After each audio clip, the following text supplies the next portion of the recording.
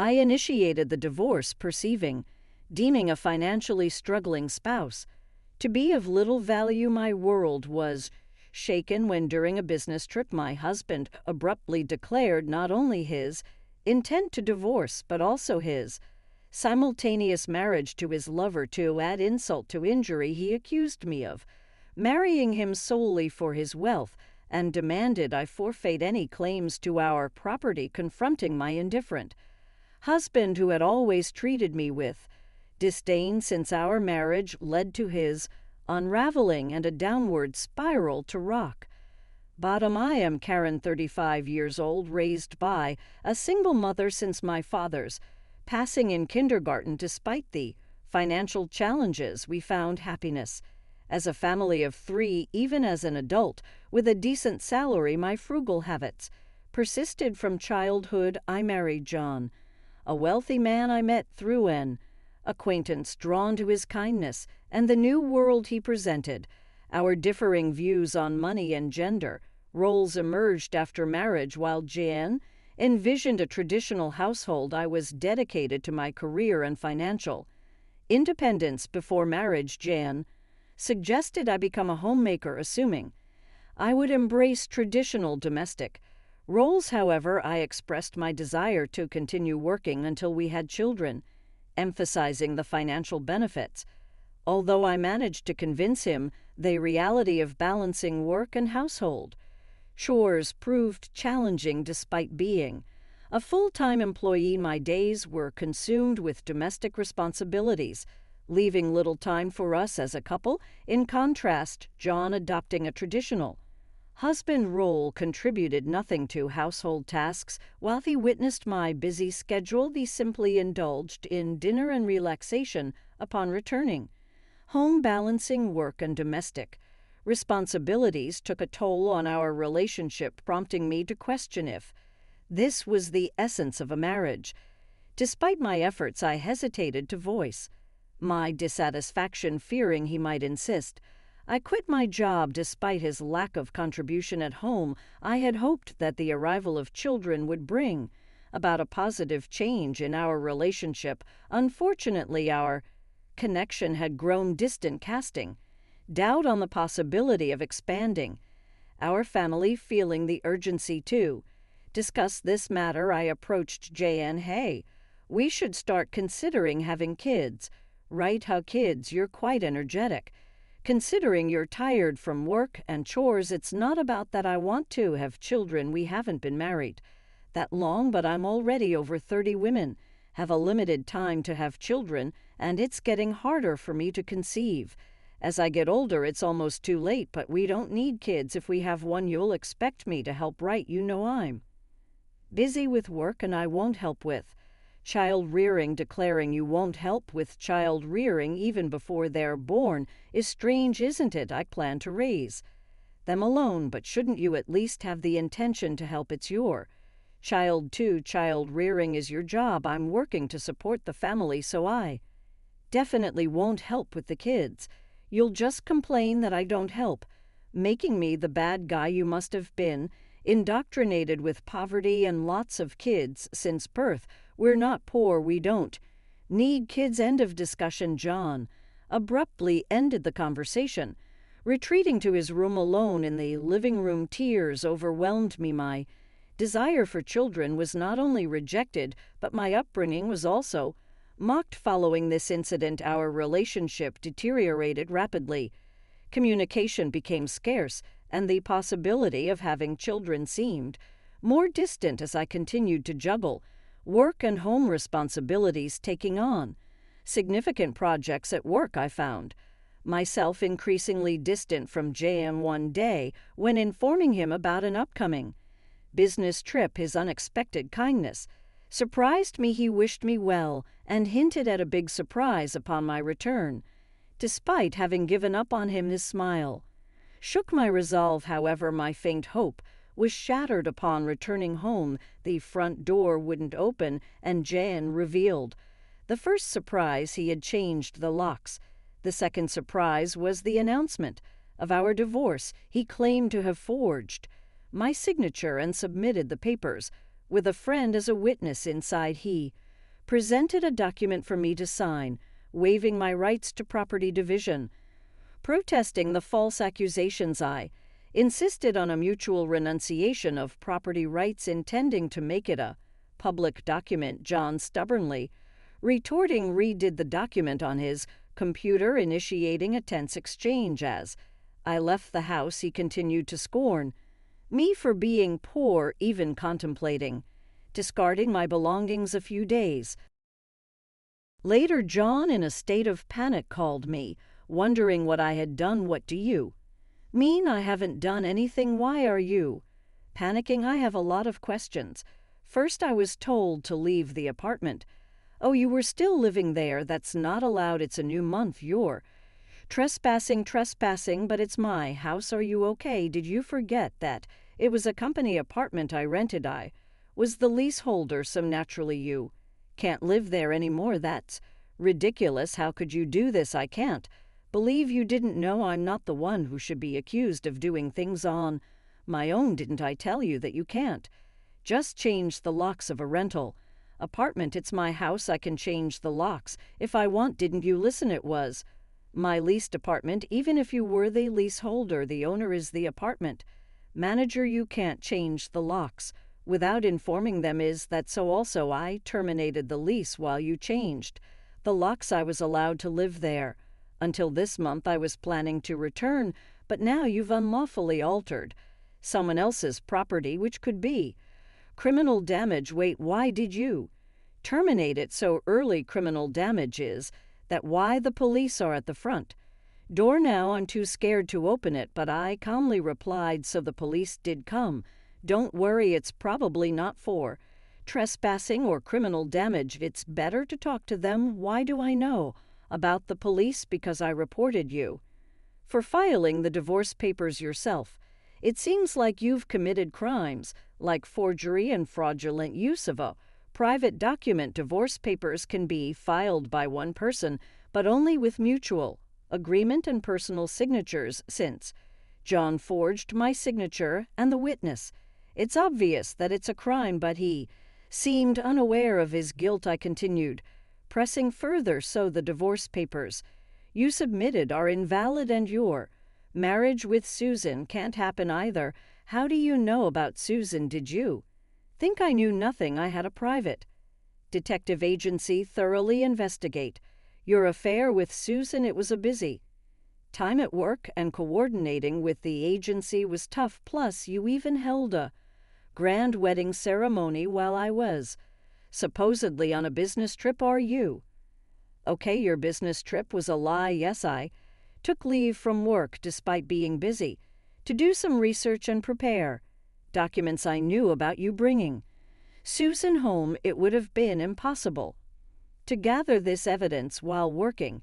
After I revealed everything, John was speechless and seemed quite downcast, even over the phone. Then he pleaded with me, "Please don't tell Susan I'm divorced." Why would I? There's no such fact to tell, really." "Thank you. Are you misunderstanding something? When did you become divorced? That fake divorce paper is invalid, remember, so legally you're still my husband, not divorced." "What so?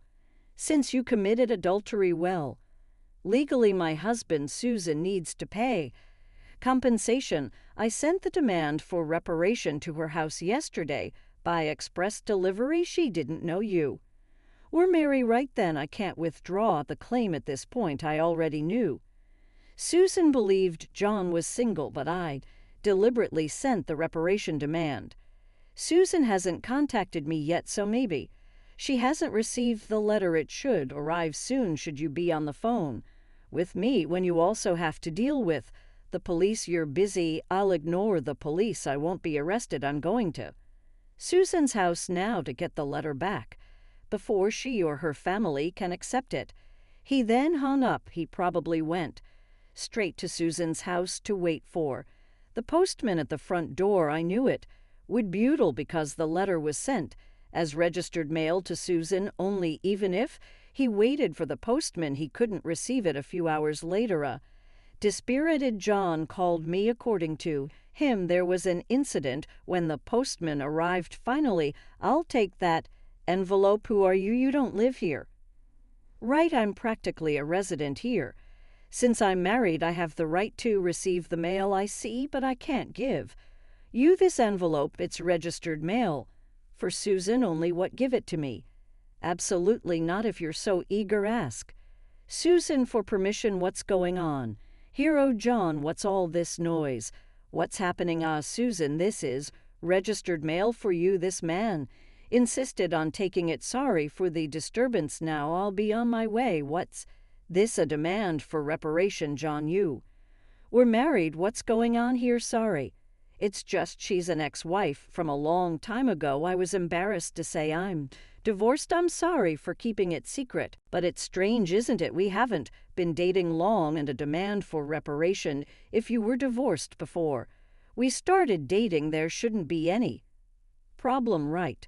Well, my ex-wife is crazy. Maybe she's demanding reparation out of spite. Because I got married, that was the excuse he gave, but such a lie was quickly exposed. The envelope included a letter I wrote along with my contact information, so Susan called me directly. In that call, I told her about the affair, the invalid divorce, and that they had a wedding ceremony while he was still married to me. Although they had a wedding ceremony, they hadn't submitted the marriage registration yet. John wanted to submit it on April Fool's Day, so it was still pending. He probably delayed submitting the marriage registration due to unty about whether the divorce was finalized. After being exposed, John fled from Susan's house and shamelessly contacted me again. I still had something to tell him, so we agreed to meet at a nearby cafe. As soon as I arrived, John said, "Karen, please withdraw the reparation claim. Let's pretend we've been separated for a long time and officially divorced now. I can apologize to Susan for being secretly divorced and maybe cover it up. You think I'm desperate to stay married to you? I was going to file for divorce anyway, but since you cheated, you'll pay reparation. Just trying to extort money from me, huh? Typical of the poor. You have such a poor heart. You're talking nonsense." Depending on my answer, everything can change. There's still an option where we don't divorce. If I say no, you can't reject it, meaning you can't marry Susan and your marital status will be exposed. Fine, I'll pay the reparation. Just divorce me now. Sign here. Then about property division. Property division, how much more do you want to take from me? Reparation should be enough. Remember, we agreed to waive property division right. So let's make it official. All right. You're not as bad as I thought. Thank you.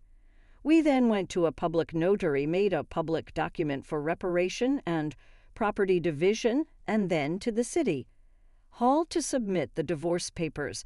Finalizing our divorce relieved, I exchanged final words with John. Glad we don't have to divide property. What are you saying? I'm the one who benefits from that. By the way, do you even have assets? After paying me reparations, Susan will also claim damages. She mentioned charging you for the wedding expenses. That's impossible. I'm marrying Susan. She can't claim that we're divorced now, so there should be no problem. Still living in a fantasy. You committed marriage fraud. You had a wedding while still married. You think Susan still believes you marriage fraud? That's ridiculous. Susan will believe me. Believe that if you want. I heard from Susan directly. Also, weren't the guests at your wedding pactors? You still owe them. You know about that. I haven't paid them yet. What does it matter to you? You could have just taken property division and been better off. That's what I wanted to tell you. Even if we had divided property, you would have benefited more. What are you talking about? Poor woman, your family is poor and you only make $155,000 a year. Right? Even if you got a raise, it would be barely $20,000. You don't have any property. You keep calling me poor, so I thought you might be mistaken. Yes, my salary is indeed $115,000, but you know I work for a foreign company. Right? It seems you have no interest in me, but I became a director of the American branch. It's not $115,000 per year, but per month. $155,000 per month, so that's an annual income of $1.08. Million, you're still bad with numbers. How do you manage to keep a job? It's $180,000 a year. $180,000, that can't be true. Of course, I haven't had the chance to spend such an amount, so I've been saving it for the future. The savings from before our marriage aren't part of the property division, but there's still a considerable amount since our marriage. So I could have received half of that in the property division. You were my dad. After all, I'll get the divorce papers corrected. Are you okay? After all the contempt, you think I'd gladly undo the divorce if you have that much money. You don't need to claim reparation right. It's just a small amount for you. He who laughs at 1 cent will weep for 1 cent. This reparation is for the mental anguish you caused me. I'd like to claim more honestly, and since we've made it official, make sure to pay it even in installments. I'll be penniless also. Don't go back to that apartment. Your belongings should have been moved to your parents' house by now. You thought I had few belongings, but that was because I had already moved most of them. Were you that indifferent to me? I can have so little, so I have to go back to my parents' house. They don't know anything yet, do they? Let me explain. Don't say anything. I've already told them everything. It's only right to explain why we're divorcing. Oh, and your father said, don't ever step over our threshold again, so I have nowhere to go. He collapsed, and I left the cafe later. I heard he caused trouble at the police station. Despite my advice, he went back to the apartment. He sat there endlessly in the empty apartment until the manager called the police and he was taken away. I'm not sure if it was for obstructing public duties, trespassing, or for the falsified divorce papers. Eventually, his parents took responsibility for him. After talking with me and learning about Susan, they decided that apologizing and paying damages to Susan's family came first. They went to Susan's house to apologize, kneeling in front of her family. They settled everything without pressing charges for marriage fraud, even paying for the wedding expenses. I had expected them to sue, so it was disappointing they didn't, so I decided to pursue legal action against him for forging the divorce papers. John offered a settlement, but I didn't withdraw the lawsuit. I didn't want him to think everything could be solved with money. I wanted him to be convicted and understand the gravity of his actions. Even if it cost time and money, I left everything to my lawyer, so it wasn't too burdensome for me, even though it took time. John exposed for his actions and the marriage fraud at his company couldn't stay there anymore after being detained by the police and subsequently absent without leave. He was eventually fired. He ended up living at his parents' home, working all day at a relative's construction company. His father took all his earnings, leaving him with no income.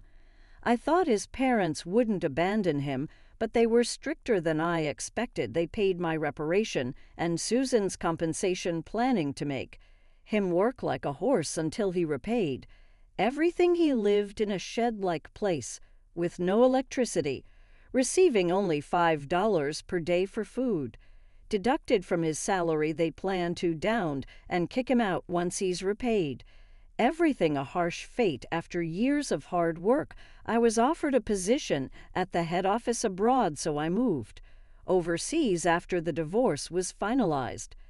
I worried John might come to me for help or harbor resentment, but moving abroad alleviated those concerns. I thought work would be my partner for a while, but soon I found a new relationship. I'm now dating a foreign executive at our head office, and I'm pregnant with plans to marry soon. I told him everything about my past and my ex-husband, and he's understanding. I'll take maternity leave and plan to return to work later. Supported by him, he's enthusiastic about taking paternity leave and co-parenting, showing a different cultural perspective. After being tormented by my ex-husband, I finally feel on grasping true happiness and confidence in building the happy family I'd always dreamed of. Many suffer due to selfish spouses, and while divorced isn't always the right choice, enduring silence isn't a virtue. It's important to know that honest discussions can lead to resolutions, and sometimes divorce is a necessary option.